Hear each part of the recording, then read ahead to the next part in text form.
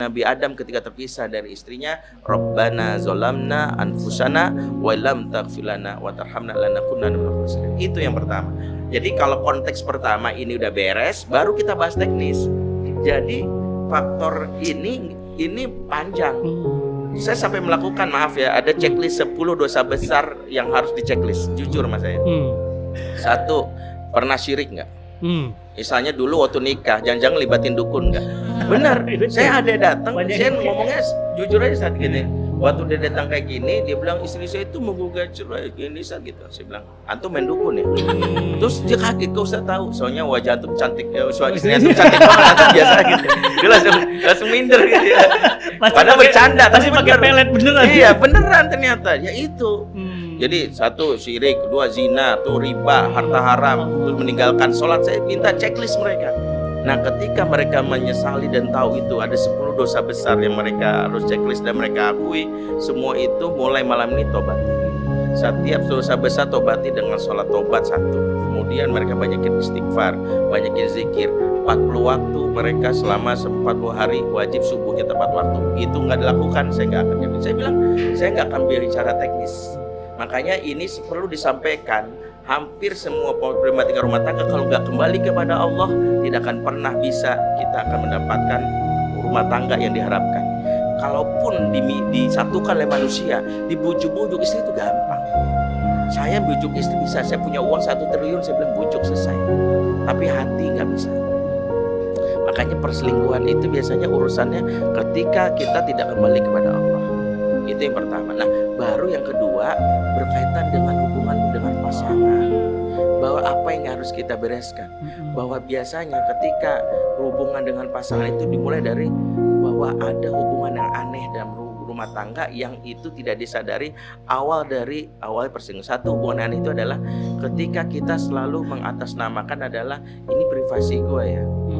Ini privasi ya. Saya bilang rumah tangga itu nggak ada privasi karena Allah katakan aku dan kamu itu seperti pakaian. Akulah yang menutup aib kamu. Hunna libasul lakum wa antum libasul lahun. Maaf, ketika suami bilang handphone nggak boleh dilihat, itu privasi aku. Istri juga begitu. Saya bilang rekening gimana? Wah bahaya itu. Saya selalu ingatkan, selingkuh itu nggak bisa lihat rekening. Iya, selingkuh itu bermula dari handphone yang diprotek dan pesan yang dihapus. Jadi kalau sudah mulai handphone diprotek itu, maaf, itu wajib curiga. Ya, biasanya kalau suami sampai handphone diprotek kemungkinannya 3. Satu, dia anggota intelijen, cepu. Ketahuan. Ya, jadi makanya wajar gitu kalau dia, cepu ya wajar, dia ada data negara.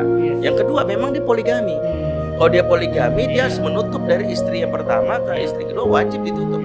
Tapi kalau dia bukan poligami, dia nggak poligami. Dan dia bukan intel, peluang yang ketiga adalah dia punya wanita lain atau si perempuan punya laki-laki lain. Wah, apa yang dirahasiakan? Kalau dibilang ini nggak perlu kamu tahu, apa yang kamu perlu tahu? Kalau terjadi apa-apa sama kamu, entah itu utang dan sebagainya, aku ahli waris yang harus tahu.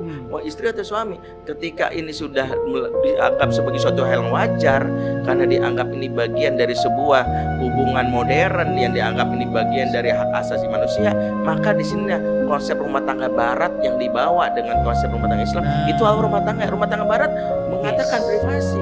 Makanya dari awal menikah dengan curiga. Salah satu adalah bikin perjanjian. Iya, biasanya begitu mereka. Perjanjian pranikah. Iya, perjanjian pranikah adalah sebuah kesadaran bahwa dia nggak percaya sebenarnya perjanjian Allah dan tidak percaya juga dengan pasangan. Tapi hanya ada kebutuhan syahwat yang harus terpenuhi. Karena berpikir udah kebutuhan syahwat terpenuhi itu gampang toh. Perceraian itu bisa dilakukan. Mereka tidak menghargai kesakralan pernikahan yang dalam Islam itu derajat di mitsaqon itu derajatnya sama seperti perjanjian Allah dengan Nabi.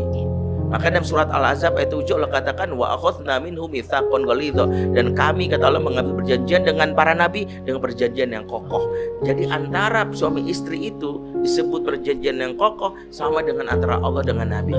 Ketika nabi komitmen dengan perjanjian yang tidak pernah berkhianat, maka orang komitmen terhadap pernikahan dia layaknya nabi. Tapi di ayat lain Allah juga membuat perjanjian antara dirinya dengan Bani Israel. Wa akhadna minhum mitsaqan ghalidha. Allah juga bikin perjanjian dengan Bani Israel dengan Bani Israel. Ternyata Bani Israel adalah contoh